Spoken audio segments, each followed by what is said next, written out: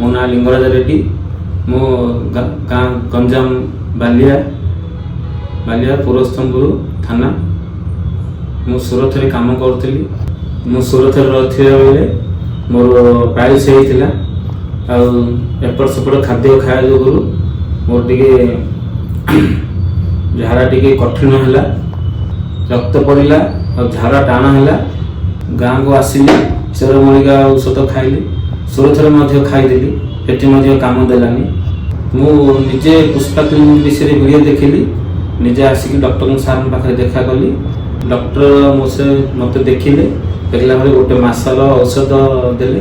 मु 5-7 दिन खाइला परे मोर रक्त पड़िया बंद हैला आ बिंधा कमिला आ सब किसी नॉर्मल अछि। ठीक आसिला परे मोर किसी असुविधा हैनी, बिना इंजेक्शन बिना ऑपरेशन द्वारा ठीक अछि। आपण मानकर कार पाइल्स हेइथिबो पुष्पा क्लिनिक की देखा करी जानतु। एठी बिना ऑपरेशन रे आयुर्वेदिक देकी ठीक करा जाउछि।